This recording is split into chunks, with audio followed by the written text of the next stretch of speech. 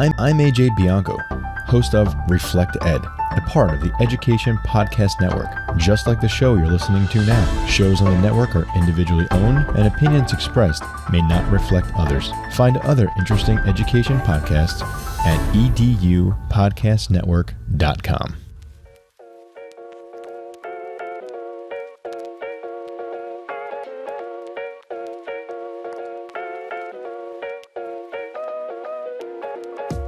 There are some people in life that you like, and then there's Josh. No, I'm joking. It is the High Tech Podcast. You were going to say some people you love, right? Some people you like, and some people you love. And there's Josh. That's the... I don't know why that came to me. I'm like, I'm leading out with this. It's going to be fun.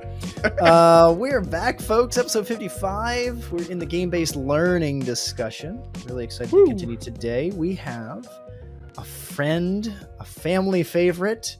Family favorite? I don't know. I'm just off. It's a day. Dr. Justin Harbin joining us in this episode. Before we get into too much, though, let's make sure we have all the good things on the board.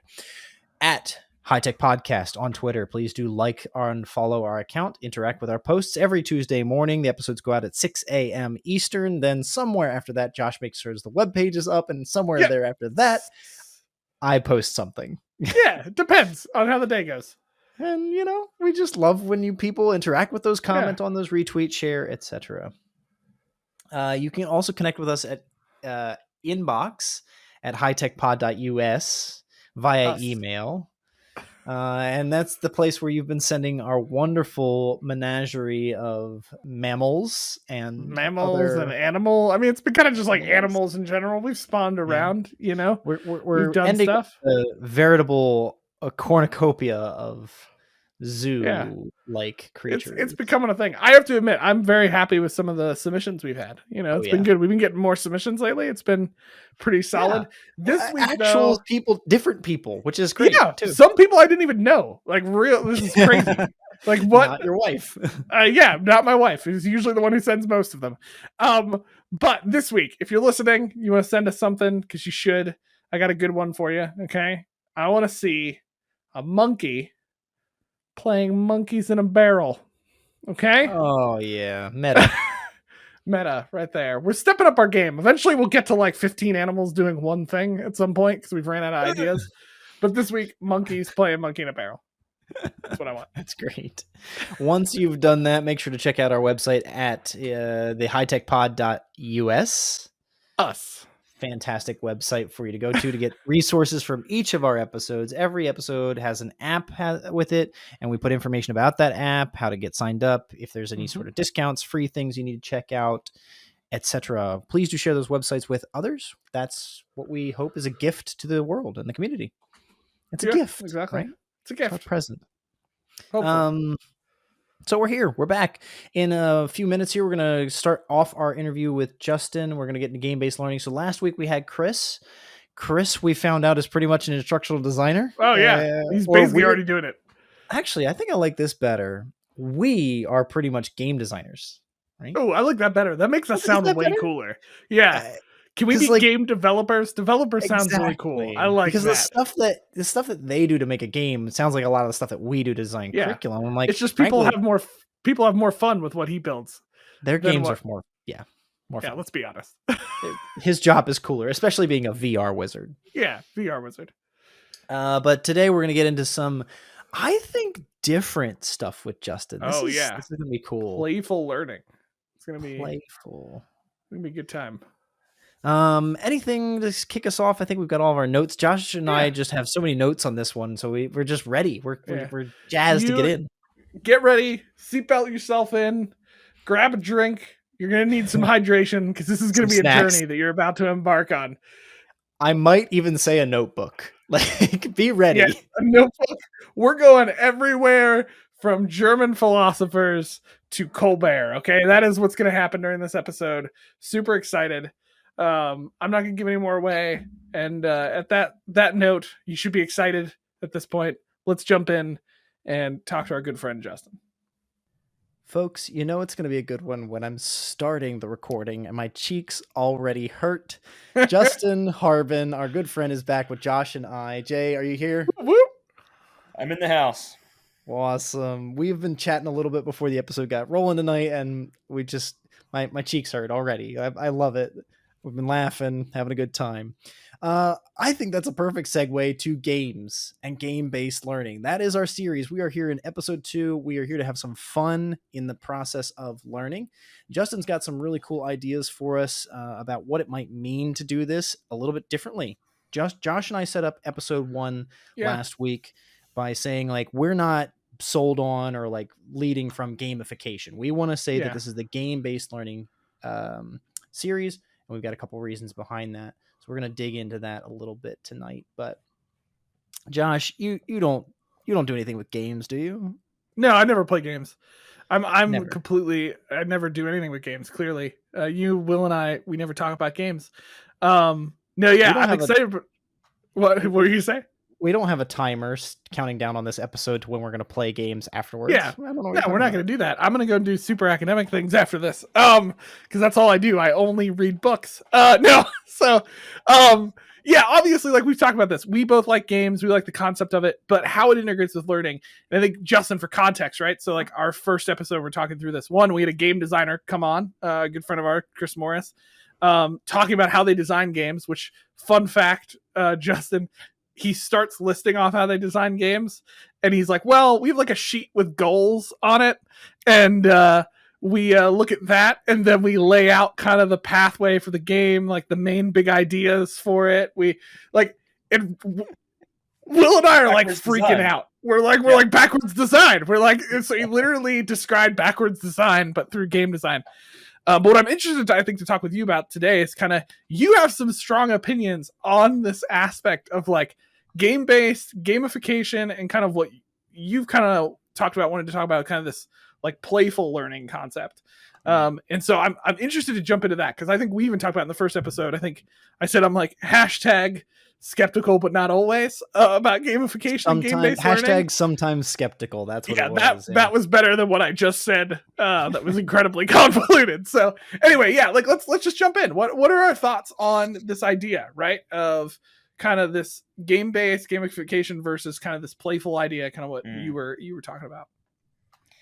Yeah, so if it helps, I kind of came into this conversation. I mean, obviously, I think in grad school, even my doctoral program, we had some coursework and things like that on kind of play and pedagogy.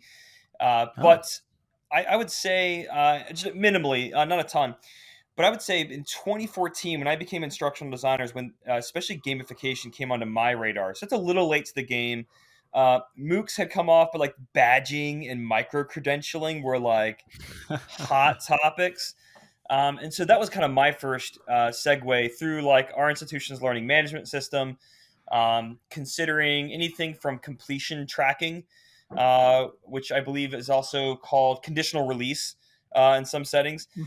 So basically, if a student completes a certain task, they read something and they make a submission, then something unlocks. And so you can create these paths for learning. And it all sounded really neat. And I remember going to a conference and even hearing this 8th grade social studies teacher in Florida, where in a district where I think their homework completion rates were like 10%. It was abysmal. And in like a year, she turns it around to like 90%. Now, she had done a ton of work and literally turned her history course into a game. Like, they were earning points and spending them in a store. It was insane. We talked about this. Yep, Beth Box. Yeah. Beth Box and Beth Box. Schoology.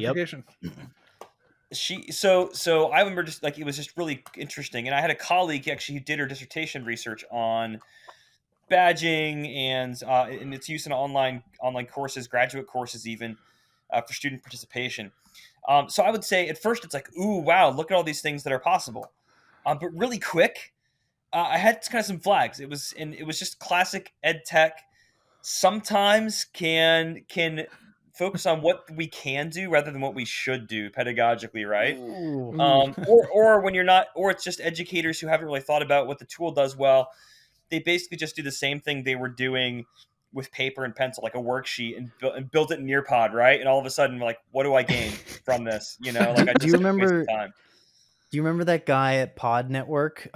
He did it for faculty development, and they made like physical passports with physical stickers as badges. Yes. Do you remember that? Yes. Like, yeah, look at all this money we spent on stickers, and it worked. It's like, did it really work? I don't know. Well, and there was actually, I remember there being a study, and this would probably been around 2008, 2010 at, I want to say Purdue University, where they built their faculty development structure around like micro credentials, and it did not go well for them. Like it no. failed, and I think they made major revisions to the program, but they just realized adults don't really care about this. Like they don't care about getting a participation sticker. In other words. Well, and we talked a little bit about that with Chris, where like Starbucks, the participation sticker is a gold star, right? But those gold stars eventually equal a free latte. So there's something different between that and these badges. Like, Yeah, it's got to be tied to something. But now, do you what do you think about that? Like, that's a motivational tie. Like I'm saying, get X badges, get free points, or get these badges, get a raise in your salary. Like, is that enough, or is it still? Do we still see an issue?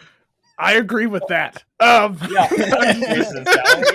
And where do I get the badges? So on the motivation piece, that's what kind of is interesting to me. And obviously we know a fair bit about motivation. You look at what Desi and Ryan have done on self-determination theory, and some of those things. The big thing I kind of raise as an educator is we know that there's so much we don't know about motivation, whether it's intrinsic or extrinsic. Whether we're talking growth mindset, we know this is something resilient students have, but we're struggling to figure out how to imbue this on our students to give them a growth mindset or to give them resilience. We just tell them, be resilient, which isn't very effective. Great learning path there, right? Right? Yeah, do it. Be more resilient. Nike, baby. So it's so I will say, because of that, my hesitancy is we know there's so much that we know so much about human learning. We know, things like retrieval practice are incredibly impactful for learning. Why don't we put our eggs in those baskets and do those well first, which we're not quite there yet, rather than, for the average classroom teacher going whole hog into motivational things that we just it's muddy at best, right? If I follow you, Justin, I think your insinuation is that we shouldn't put lipstick on a pig. Ooh. Or I don't know if it's a pig. It may be a pig. It may be a unicorn. I just don't know what it is yet. Yeah, it sounds like this is and maybe this is where my skeptical part comes out. I don't think it knows what it is yet. Yeah, it has no idea. This is where I think the skeptical part for me comes out on the game-based learning, or even the gamification elements, right, of this, because this is where I've seen it too, Justin, is like it's those who have been the biggest proponents of like the term that I call gamification are usually the ones who are like, let's drop the badges and let's create the system of motivation. And it's always kind of been like, some places it worked well, other places it like tanked. Because there's also even this component of like, is that what I think what you're kind of getting at is the fact that like motivation is so much more complex than we think it is. And we know that there are other places, other practices in learning, like retrieval practices, reflection we just talked about on the podcast recently. Like there's other practices that we can put kind of our money into, so to speak, because we at least know that that's going to maybe get us a little bit further in some places. Yeah. I mean, but that said, there's some really powerful things happening in games, right? So if we just talk video games, I'm not a big gamer, but there are what makes it possible for my 10-year-old to sit down and persist through difficulty when at the same time he groans when I tell him to pick up his shoes, which is not a difficult task. Same though, really. Like I feel the same way, right? Yeah. And I remember in my doctoral program, I went to Arizona State, and James G is there, who's done some really helpful thinking, especially even like about a decade ago. So he's there. We came across some of his things and asking, what is it about games that draw us in? And what I think is really interesting, what intrigues me is, I don't think it's a kids these days thing. I don't take much stock in anyone who argues that humans of one era are fundamentally very different than other era. I just don't really. It's like, yeah, okay. But all right, there's something that ties into our human experience, right? Whether it's the power of narrative and stories, the idea of difficulty, but attainable difficulty. Like it's within a range where I feel like I can take. There's risk taking. There's persistence, resilience. There's some really powerful things that tie into the human experience, and that's what I'm intrigued by. Yeah. So there are things here. I'm afraid, especially in the gamification side, there's so much that's like anecdotal and it's not based on what we do know empirically, that we're just shooting from the hip and like, yeah, kids these days, they love stickers, they love their Fortnite. Let's throw stuff in here and just like, hold on, yeah, let's pump the brakes a little bit. Could it get at the point that like I think Chris brought this out, we were talking too in our earlier episode of like the like games, I think at a surface value, people looked at games and they were like, oh, they do like achievements and things, right? So if we do some stuff like that, that will help.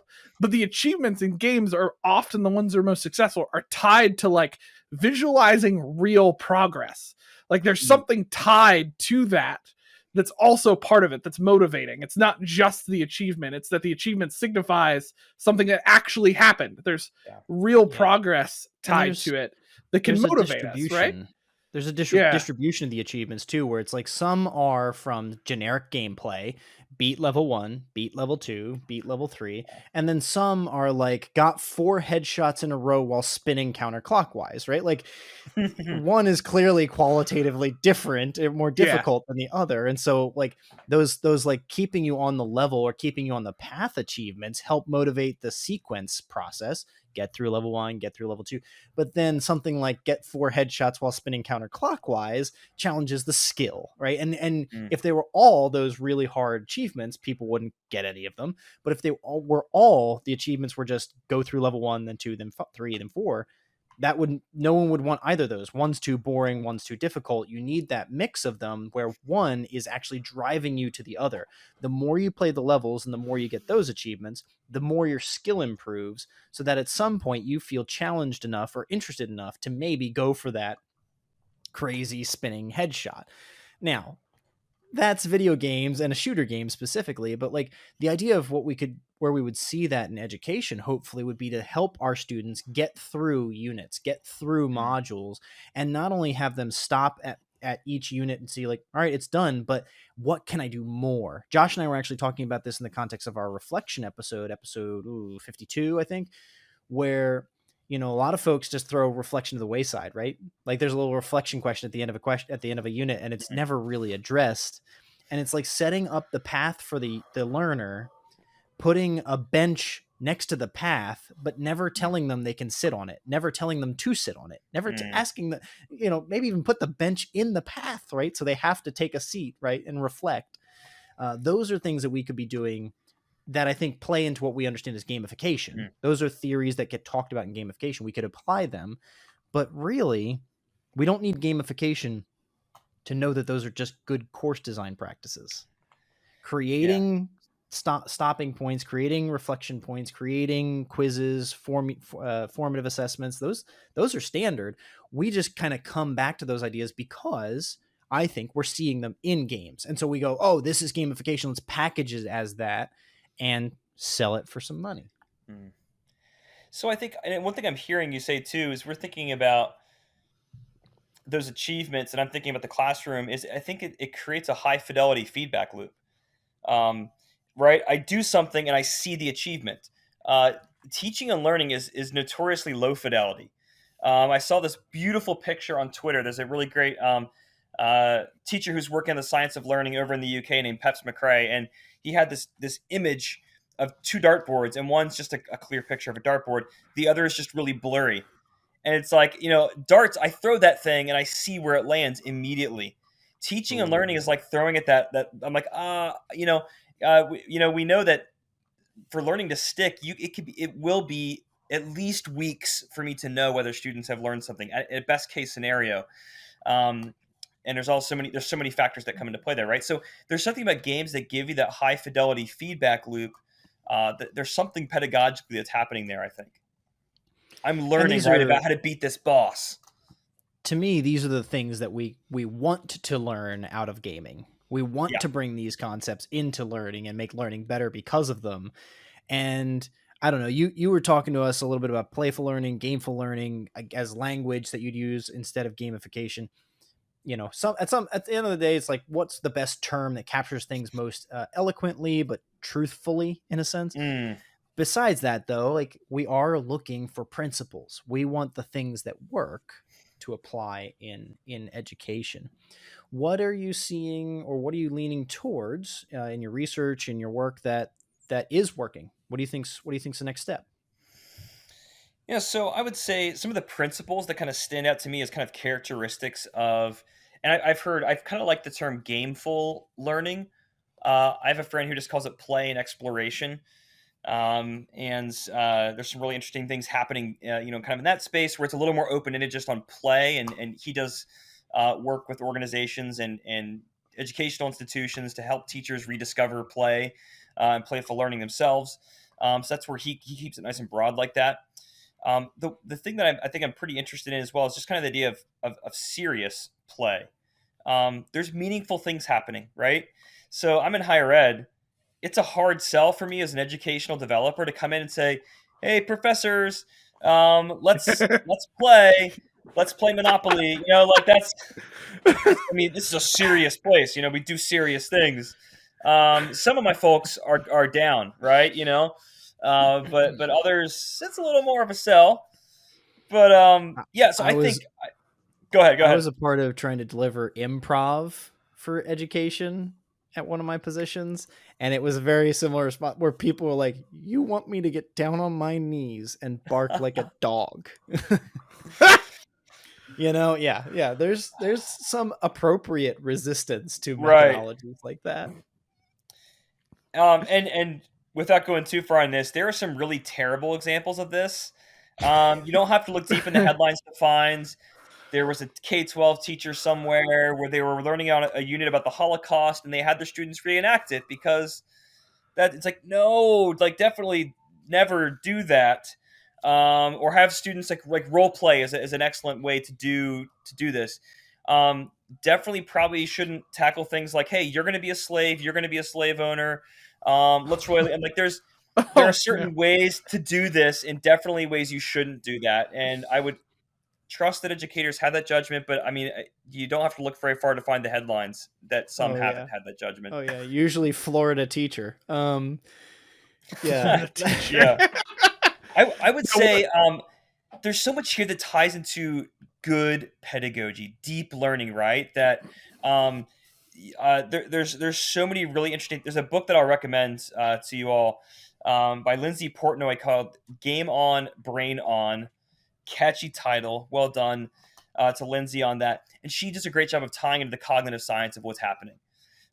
So whether you're talking about teaching students how to learn, it is one of the hardest things at the college level to kind of reprogram my students who come from a very risk-averse K-12 environment, particularly as they get into high school, and that the high-stakes grading, they're afraid to take risks. And gameful learning, you take risks, you try things because you get that reset button, you get that respawn. You're able to reset, right? Yep. So I think there's something about saved games. I think are something that change gaming for all people. Because one of the things we talked about with Chris, right? If he's designing a game for an arcade context, right? There's no save game.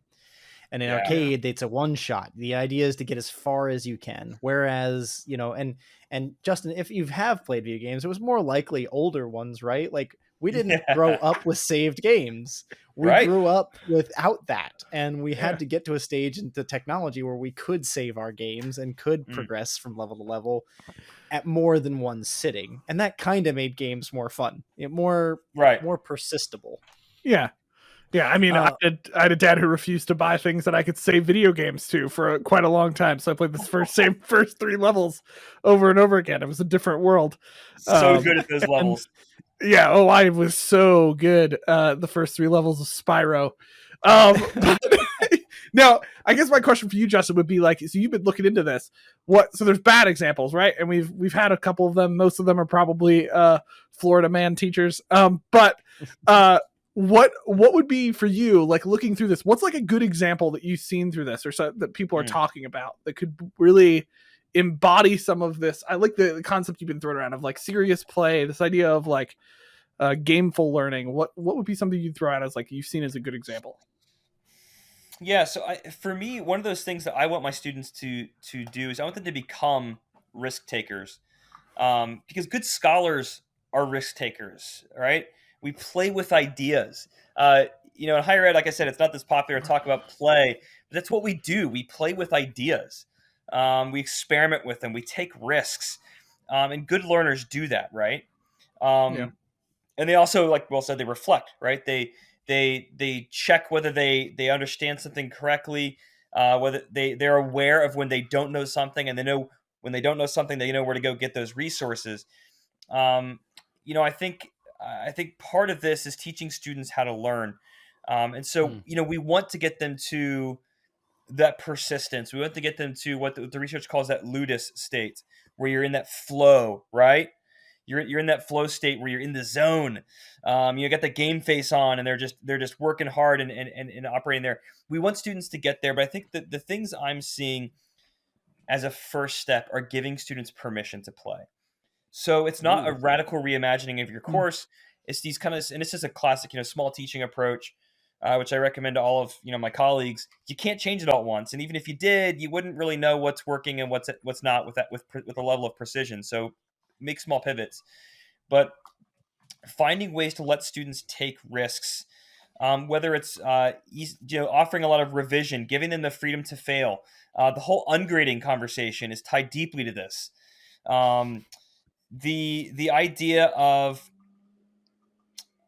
you want students to be able to so in video games there's this idea of making these voluntary attempts to overcome an obstacle. I'm choosing to engage in difficulty, so student agency, and this touches topics of equity and students who maybe come from disadvantaged backgrounds, students who are experiencing trauma.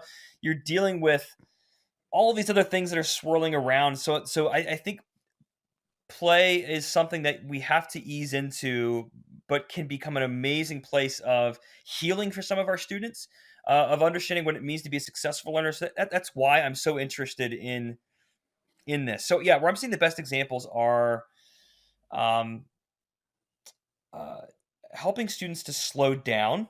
We're obsessed with efficiency, so giving time to stop and breathe and experiment and be playful and not take ourselves so seriously, which is in higher ed especially, but in K-12 too. We need that. Um, Right. there's I think there's a quote. This is from one of the more recent faculty developer workshops I'm in. So I'm trying to remember the citation for this. It's from Norgard, on playfulness as a sense for what matters. That we do these things because it actually, not just because we're so stressed we need a break, but because this is actually the thing that matters. Um, Mm. so I think there's something, some deeper things going on, and if we can use small moments in our classroom, the 5 to 10 minute roundtables, the opportunities for students to create metaphors, to do so without risk of tanking their grade, those are all great opportunities to get your feet wet. I was hearing something a little bit before this conversation, before this question out of Josh, but then you reinforced it even further with that answer, Justin. And I think that there's a big element of game-based learning, or as you're saying, gameful learning, that actually starts before the course design, Hmm. before the curriculum, and with the attitude of the participants. It Hmm. really sounds like there's something that has to come from the faculty, from the teacher's standpoint, and even from the learner's standpoint at an attitudinal level of like being willing to play. You have 4 kids, right? It's like Yep. so many children. Um, how Tell me about it. often do you get to see them imagine and Mm. pretend, right? Well, And yeah, there's this is this something I think willingness we as all a child to have. do that. Yeah, we all have this, and Yeah. it gets beat out of us as we get older, right? Um, Well, and there's yeah. that's some violent imagery for it, which I don't disagree with, but maybe it's even just it's some people call it etiquette. Some people Mm. call it, normalizing, right? But like I remember I was in a faculty member's classroom. She taught cognitive psychology and educational psychology, a whole bunch of different spots around that. And she told the students, she's like, "All right, welcome to class. I'm so and so. We're gonna do this, and here's my first question to you for the semester. Why are you all facing me?" And she got a little bit of quietness and some like crazed looks, some scrunched up faces. She's like, "Why did all of you come into this room, sit down in your seats, and face me? Why aren't any of you facing the back of the wall or facing each other or looking out the window? She's like, you have been trained, educated, modeled, behavioralized into the practice that when you come into a classroom, you sit in a certain way and face the instructor. And that is one example of where we've made education fit a certain path. It's very simple. It's just about the chairs and seats, right? But that happens at so many levels where your child who at home with the Nerf guns can fight a war against 1,000, aliens from the Marvel universe or whatever, and yet in the classroom behave and sit in his uniformed way. And so there's some things we need to address there if we're going to give people the permission to play and expect them to play, that they need to know they're welcome to, and that they're not doing something wrong or shameful, because that's a little bit of what they've been taught out of their classrooms. Yeah, because like it's almost like this getting to what you're talking about, Justin, a little bit, is like we've talked about kind of there's a surface level that kind of we've all, I think, had a certain reaction to, which is like we threw a bunch of these different like achievements, levels, things at what we wanted to do. But at the end of the day, what's very interesting is what you're talking about, of more of like this mindset of like this idea of allowing for learning not to be such this high stakes situation all the time, but allowing for them to have some flexibility, freedom to play with the ideas that we give them, and allow them that freedom to fail, to be confused, to work through those things. And some of that starts with our mindsets as the instructors at first, coming into that of, like you said, I think not having to restructure your entire curriculum or your course, but even just change the mindset of how you approach them engaging with that stuff. So, some hard pills to swallow here, right? Like it's true from the empirical literature on this, that we know that my students don't need all of my not all of my students need all of my content to meet my learning goals. Oof. But I want to deliver it.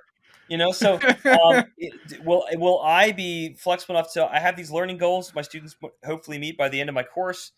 Am I open and willing to say, if my student wants to come to me and say, hey, Dr. Harbin, I got this idea. I saw the learning outcome in the syllabus. What if I tried this to show you? And maybe there's a bit of back and forth. They're a novice learner, so I'm coaching them through that a bit, but they generate something. Oh, like that's the dream, right? And am I willing to allow that space, as opposed to these kind of rigid, like I said, it's tied into some of the ungrading pieces. As I've been experimenting myself with that paradigm, it's always stuck in my craw as a teacher. Like, what's the difference between a 97 and a 98, right? like really objectively, empirically, numbers and letters attached to grades they're a relatively recent construct in the history of education. And so they punish risk taking in so many ways. And so they form students towards, tell me what I need to know to get to the test. And that's not how they play games, right? Now granted, especially if you grew up in like the 90s, and there wasn't those save games. It was, can I get that the book, the magazine, and learn? What are the walkthroughs? How can I learn? The game guide. And it's cheating. But like, so that's what we do to our students, right? We kind of force them into that. We force them. Give me the study guide. And it's these kind of, because we've tricked ourselves into thinking we're being objective, and I'm not sure we are. To take that illustration and to make it a metaphor, I remember using those game guides with Pokemon Yellow to find rare candies in the game, right? And I just couldn't find them on my own. I didn't want to persist. I didn't want to go behind every house. I didn't want to keep hitting A everywhere I went and hoping that there was a rare candy on the ground, right? So I opened up the map guide, I flipped to the back of the book, and I went, where's the rare candy glossary? And how many of our students want to approach our classes that same way? We are planting rare candies all over our game, hoping that they're going to explore, tease things out, reflect, get all this value out of our course experiences. And all they want is a list of where we hid the rare candies. And let me ask you, Will, when you think back to those times when you found a candy in the wild versus when you had to look it up, how did you feel after that? Was it the same? I'm not sure it was. It felt kind of like you had to. I don't know, man. I got that dopamine hit when I found it accidentally. Like, Yeah. oh my gosh, usually this is just a potion or a paralyzed heal. Oh my gosh, a rare Yeah. candy is so great. And yet, when I realized I could get all of the rare candies, I knew that there was a value of like, oh, but now I can get my Charizard to level 100. Like, Okay. now there's Okay. this, and to me, I think there's a difference. I think there's an applicable metaphor here. Ooh. This is amazing. There's a different kind of intelligence happening, right? Well, and to speak to the dopamine thing, and then the getting my Charizard to 100 thing, like there's an amazing hit. There's that realization moment, intelligence wise, to say, I found this. This is cool. This is interesting to me. This really connects. But then there's also value to getting Charizard to level 100, and I think for students that is getting the 100, getting a good grade. The value for a student in getting that is getting their degree and getting it easier. Right? If I'm getting good grades, they played the game. Technically, it's I played the game and I got my degree and I got out to my career. Doesn't mean I learned anything. Some of our students, some of my students I'll just be honest. I can literally tell, they never came out and said it, but I could tell by the way they were doing assignments. They had taken the weights in my grade book of different categories. They had run the numbers at a certain point of the course, maybe halfway through, 3/4 away, and said, oh, I'm going to at least get a B and I can tank this entire gradebook category. And they did. They just took it. And that's a kind of intelligence, right? Yep. They played the game and we've that's so it's working counter to what our goals were. So like we actually we're rewarding them for that intelligence in a sense. But it's there's so much more intelligent than we give them the credit for.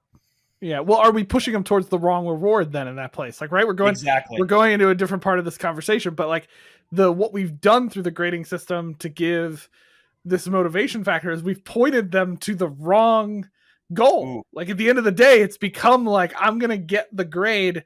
The grade has become more important than the actual learning experience because let's bring this back to our metaphor. The little candies. I'm sorry, I don't remember much about Pokemon Yellow. Rare candies, bro. Rare candies let your Pokemon level up. Happened. I was too busy playing the same 3 levels of Spyro. Okay, so but like the rare candy piece in here, right, is the fact of the matter is the more important the actual rare things they're looking for are the learning, the knowledge they're gaining from it. And we've said, well, we know these are hidden around here, but while you're doing these, you also are going to get these points for it. And at the end of the day, this is what's going to penalize you.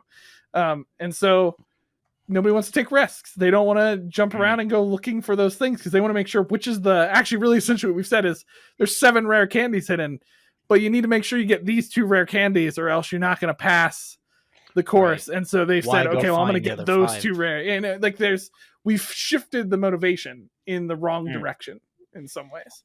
Josh, I think that's so important. And I'm gonna throw back to the podcast that I last was on accelerated learning. We have made efficiency the telos, in a sense, the end purpose, right? And that's what the play and pedagogy, gameful learning, pushes back against efficiency. And like we live in a Western context, in America in particular, we love efficiency. We worship at that altar as a culture. We love the let's get it done the fastest we can. We time everything, right? There's all sorts of interesting cultural pieces there. A principle of gameful learning that I think is important is that it is unhurried. It is contra efficiency, and this is about, again, what matters. It's so in higher ed, in K-12 too. You look at mission statements of schools across K-12, higher ed. There's a lot of talk about citizenship or whatever it is. I hear a lot of talk about job prep, especially from the business world, but they complain, it's everything's education's fault, right? Everything's education's fault. We're an easy target, but we complain about the credentialing and job prep, and this is where things like competency-based education have come in and really run with efficiency. Gameful learning, and I just maybe have a soft spot for things that are subversive. I like being subversive. No, not you. No, I think it's awesome. But I think there's a sense here that we're pushing back on saying, no, this is what it means to be human. that we are not widgets, that efficiency is not the end goal. If efficiency is the end goal, then let's slap every kid in front of a computer and let's have robots patrol up and down the aisles to make sure those kids are on task and they can just go through a self-paced learning environment. But I think if we're gonna do behaviorism, let's do behaviorism. exactly right. Let's do it well. No free will, no freedom. Let's get some do D.F. it. Skinner in here. Yeah. So that's where I think the unhurriedness is so important. And that's beautiful. This is where like I get so jazzed about this. Well, there is an educational. Go ahead, Josh. If you're going to say, go ahead. You keep going. Don't worry. What you're going to go into is going to keep tying into what I'm about to jump into. Okay, so yeah. So for me, and this comes from my philosophy of education, but I'm a big fan of late Middle Ages educational thinker named Comenius. And he was way ahead of his time in the late Middle Ages. I know. Yeah, sorry. Don't worry. It's going to tie in. He's just trust me, guys. You guys know this is how it goes with me. I know. I love it. I'm here for it. I'm just still stuck on his name. What? Comenius. Yeah. Standard, Will. Standard. Keep going. Sure. Keep going. My main man, calm. Pretty standard stuff. So, in his day and age, he was literally calling for playful learning. He was calling for not just the wealthy to be educated and the religious to be educated, but for all people, men, women, which was a really audacious thing to say in his day. He was arguing for universal education. But one of the things he played with and has come to be used, especially in German culture, is this word Bildung. And this word means kind of this self-cultivation. As Comenius would put it, it's the unfurling of our humanity. So there's a sense in that this playful learning helps me to become more human in the goodness that it is to be human. And so that's part of what I get like so interested in because we live in this tech-infused world that wants to reduce us to inputs and outputs. And that's where I think some of the gamification, it's like, if we dangle a badge in front of you, this will happen. Well, yeah, maybe. But I think you're making me into something that maybe perhaps dehumanizes. So that's I'm super intrigued by this idea of what does it mean to lean into humanism in my pedagogy.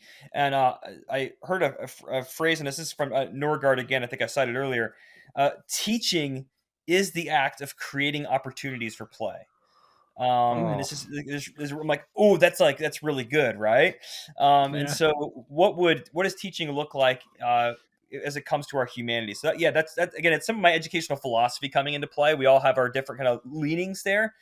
But I've been really fascinated by that in this conversation. Well, and what psychs me up about the direction you're going with this, right? Is like, so let's bring this back around to some of the initial questions we were asking about, like how people get motivated in games, how people do stuff in games, how your son can spend all this time playing this game and toiling, and in some places, like, getting destroyed by the same thing over and over again. But here's the thing about games. If we're talking efficiency, they are the opposite of efficiency. Actually, efficiency kills them. Their goal is to not be efficient. Their goal is to keep you in this experience as long as possible. And in some bad ways, milk as much money out of you as possible while in this. Yeah, right. But they create at a certain level, this inefficient experience that has you in there over and over and over again, doing things, being a part of these things. And at the end of the day, that I think for us as humans can be fun and engaging to be a part of that type of experience, to be a part of something where it's like, I'm not having to worry about this time, these hitting these certain points at the specific time or the specific situation, but I can just enjoy what's going on in the experience and through it be a part of it. And in learning, and what you're kind of referencing is like, how much more could we create experiences like that where we're not stressed about, I need to get through these 7 points in this hour with you, and if we don't get through it, you're going to fail horribly because you have an assignment due tomorrow night. And if I don't tell you all this and you don't remember all of it, I'm going to give you a bad grade and you're going to end up failing. So now we're just building this whole stress ball of what's about to happen. What would it look like to us to actually build an experience of like, here is the content, the things that we're working with, the stuff we're trying to dig into and help to unreveal that and create that experience. You know, We never do that in education. I don't know what Never. you're talking about. Yeah, never. I'm talking as much to myself. I'm pretty much just doing that right now, and I just work on it. Oh, I think we thought, oh, video games are just entertainment, right? And it's like, no, it's perhaps cultivating within a very specific context, courage, curiosity, persistence through hardship, work that is generative, it's creative, in the best Some of them ways. collaborative. Some of them, with the Collaborative. peer-to-peer stuff. There could be community, right? Strategic. Yep. There's some powerful things that are happening on a human level. And again, this is what I get intrigued by this as well, because I think these are things that help, again, some of my educational philosophy, to help humanity to flourish in the best ways. Humanity across different kinds of contexts. So in the context I'm currently in, I'm in central Pennsylvania. We're in Amish country. But I can go into the city and observe my student teachers work in places that are incredibly disadvantaged. We have essentially a segregated school system, kind of de facto here in Lancaster County. And so I go and see it. And I can't help but think, man, there's some kind of justice work to be done in helping students reclaim humanity, right? There's even, so I don't know if you guys watch Stephen Colbert, but he had a show, he was on a show the other day, and he had the singer Dua Lipa on. And she starts interviewing him, and she asked this question, and it touches on kind of what we're talking about here. But she's like, "So you're a Catholic, right? You have a faith, and how does that have to do with your humor?" And he goes off for 2 minutes. This is a comedian, and says one of the deepest things I've ever heard on late night television. But he went off in this whole, Stephen Colbert goes on this whole thing on how, because of his faith, he believes that suffering and hardship don't have the final word, and that using humor is a way of mocking suffering and death and hardship. And so again, I think many worldviews could kind of consider that and say, oh yeah, we're on board with embracing humanness and kind of, again, subversiveness. We're kind of mocking, and we're in the middle of it. We're still in the pandemic, right? We're still dealing with serious things in our cultural moment. So I think that's, again, why I think play and pedagogy and gameful learning have some powerful things to lean into as a way of, and again, appropriate, not making light of the hardship, right. but in ways that are generative and creative and hopeful, and persistent, pushing back against these things that kind of seek to dehumanize us. There's some, I hope I'm not going too philosophical, but that's what gets me like jazzed about a lot of this. Yeah. It's beautiful, and it's just queuing up the fact that we're gonna need more episodes with you. I am still feeling personally attacked, and I think I'm gonna need some space with Justin about the fact of efficiency and stuff. Like, I count, and you know this, but you know it well yourself. I count everything about my coffee process in the morning, like how many grams of coffee goes into it, how many ounces of water that goes into it, how long the water heats to what temperature. That's all about efficiency, and you're right, it is baked into everything in our society. Well, maybe you've got some more, but you're also seeking the excellent cup of coffee, so there's more to it than just efficiency, right? I guess so. Efficiency. You'd use a nasty Keurig if that's what you were, Yeah, right. That's true. Yeah. Actually, I was really Western. Your process is very inefficient compared to what I've drank in a morning as far as coffee goes. But and I think at that point is like, efficiency is not bad. Like, it's not. There is a certain dynamic where it comes out of our philosophical, theological beliefs that, like, I think efficiency in of itself can be, when it's serving a purpose of excellence, can be great.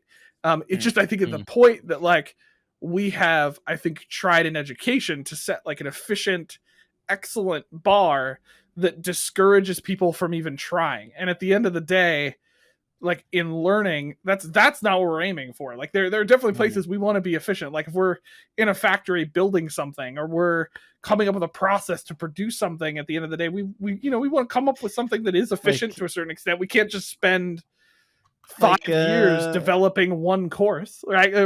We have to figure that out. If you need 82 courses by next year or something, just process to do that. A hypothetical scenario that neither Justin or I know on a real level.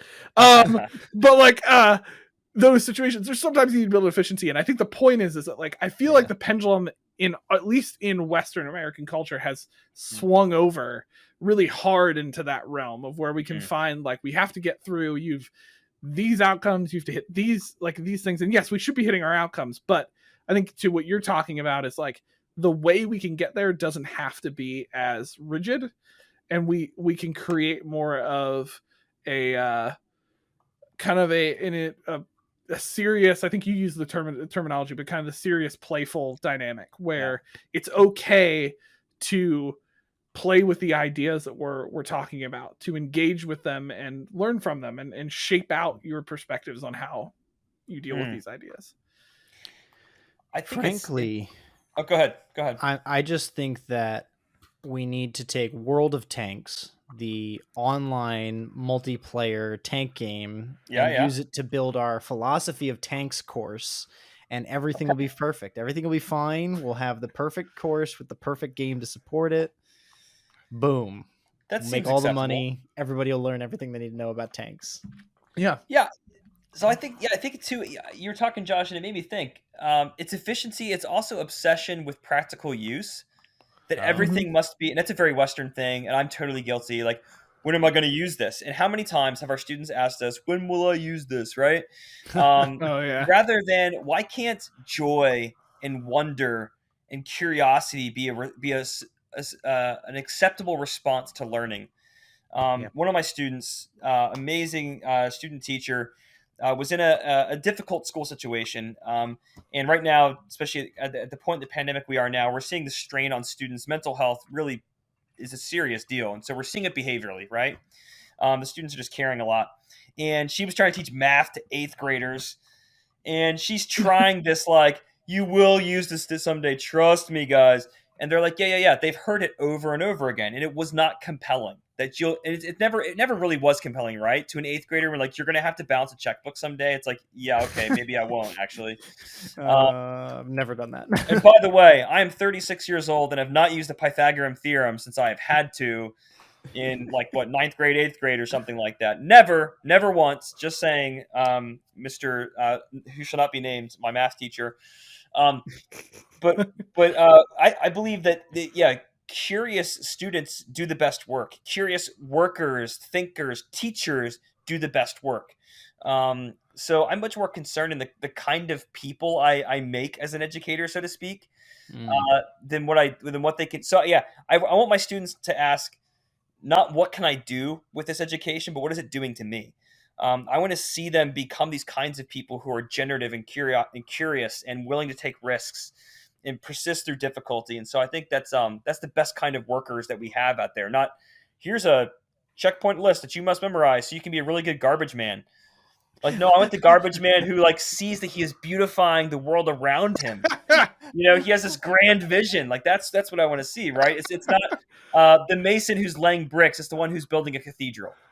That kind of contrast. They're doing the same task, but one has a very different vision than the other. Dang, man. I didn't know I needed a little slice of Justin in my life, but that's a pick me up. This took a direction, man. This got much more philosophical than I intended it to be. But man, is it good? Is it solid?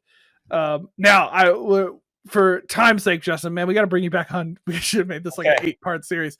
But for time's sake, let's you know us at the High Tech Podcast.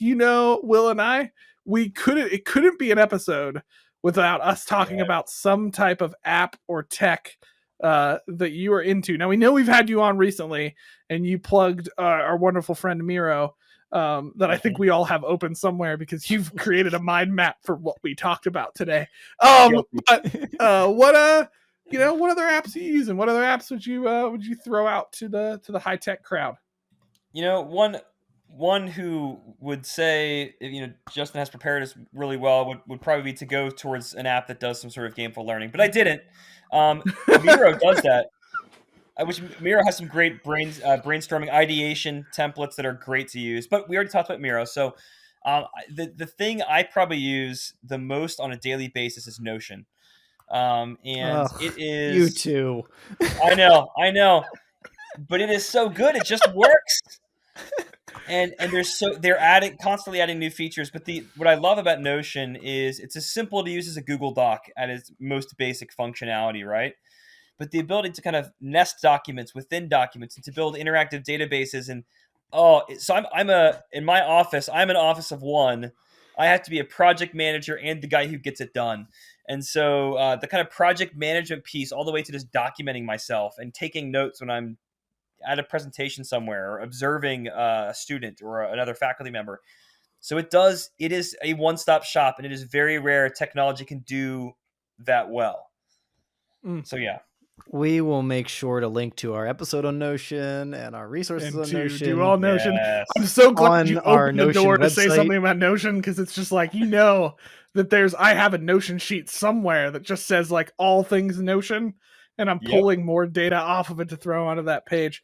Josh to your and I credit, manage the podcast on Notion. yeah, Our website's I manage my built on entire life, as Notion. we've talked about, Yep. through Notion. I will say this to your point, Justin, the kind of gameful learning piece, hey, Notion's a great playground to have some freedom to mess around and create, and it does not punish the curious.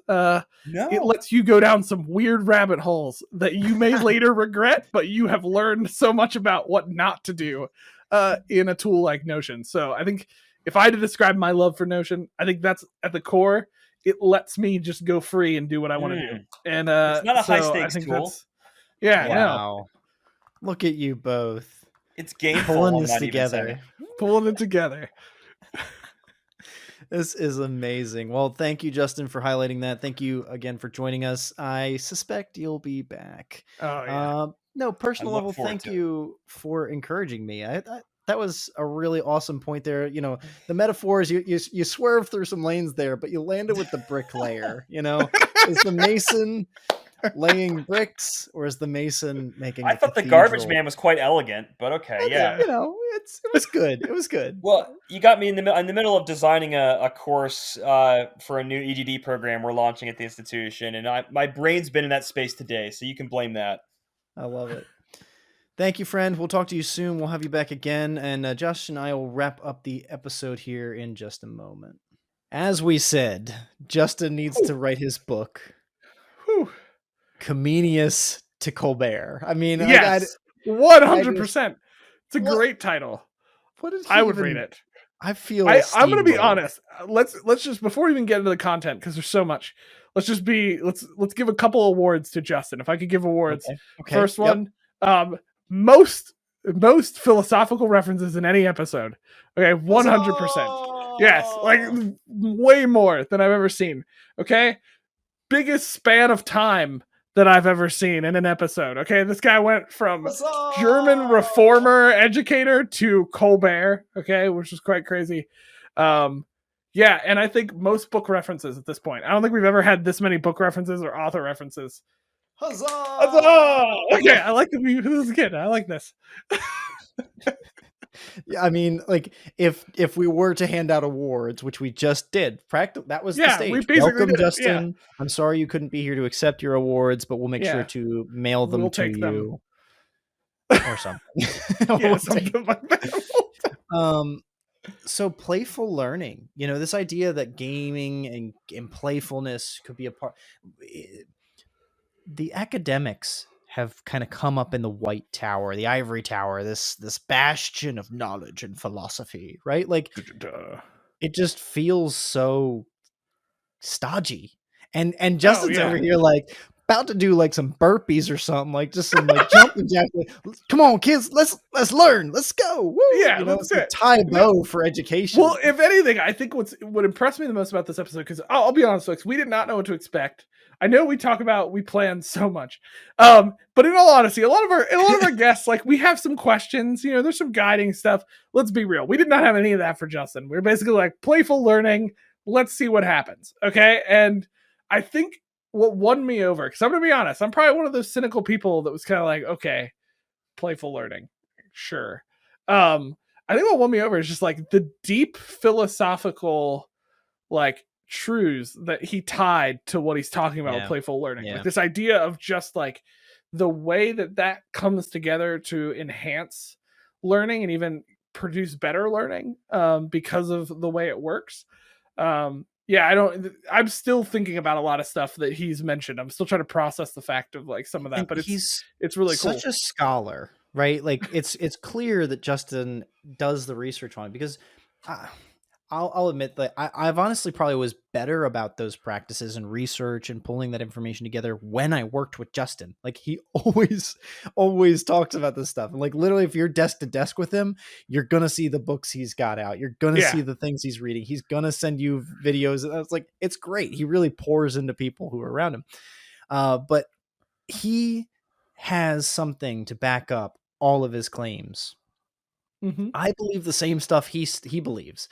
I follow these philosophies when it comes to teaching and of learning. Like he's influenced a lot of my theory on it, and I think it's good and it's right theory. But he also has all of the authors: Peps McRae, Pepper, Norgert. You know, like we're definitely not pronouncing some of those right. I can't even, right? Yeah. And he just rattles them off like it's nobody's business. Yeah. Huzzah, Justin! We don't need to like celebrate him any more than we already have. Yeah. But I think a couple takeaways for me were like, this idea of like, so let me be honest. There's a part of me that's always torn between these two ideas, right? Where this is this kind of, I think where Justin's coming from of kind of this like learning isn't always efficient. Like we have to be willing to play with ideas and experiment and think through things. And then there's always the efficiency system side of me, which is like, okay, yeah, but we still have to like we have to get things done, right? Like people still need to like hit goals, right? Like there's still those two pieces. But I think what kind of won me over a little bit in some of what Justin's talking about is this idea of like, in the sake of efficiency, we have just like made it. I mean, he said telos of education. We've made it like our thing. Like we want to be as efficient as possible. And the reality is learning isn't always efficient. Like sometimes learning is purely inefficient because it takes time. It takes energy. And there was this tie-in of like, this is why playful learning is interesting, of like taking time to slow down and have some fun with what you're doing, with what you're learning, and kind of engage. And not, I think playful learning gets this bad rep of being like, we just want to play games. That's not really even like what Justin's talking about. It's really not even like playing games. It's about creating more low. Yeah, it's about creating more low stakes experience to be able to engage with ideas, think through ideas, struggle with ideas, and doing that in a way that can push them, play with them, tinker with them. And that's something games do. Games give you time to have their whole goal is that you spend a ton of time doing what they want you to do. Like, and so they make something that's fun, immersive. It pulls you in. It requires you to discover new things, to play with things, to not always be told what to do with certain things. Yeah. And like, that is so conducive to people actually learning. Like this idea of playing with those ideas, experimenting, failing, and coming back, reflecting on it, and doing better the next time. All of those things together help us learn better, and help us engage with ideas better. Home run, Jay. And I really think that this content, paired against what we talked about with Chris, is a really interesting duality of like the technical and the design and the scientific learning against like how to make a game of an actual game. And then this theory and this philosophy of why we should play for learning purposes. I love these two side by side. And I think they should challenge us to reconsider what is efficiency for efficiency's sake and efficiency for helping learning's sake. I always used to tell people when I was teaching LMSs and technology and stuff like directly, if this LMS, if this technology is there to do anything, it's to help you teach first. And then I hope it helps make your life easier. If it's not to teach first or to learn first, you don't need an administrative tool for an administrative tool's purpose. You need to teach. That's the goal. That's the first thing. So after that, it's just, cherry on top. If there's anything else that it gets you done. Yeah, absolutely. For sure.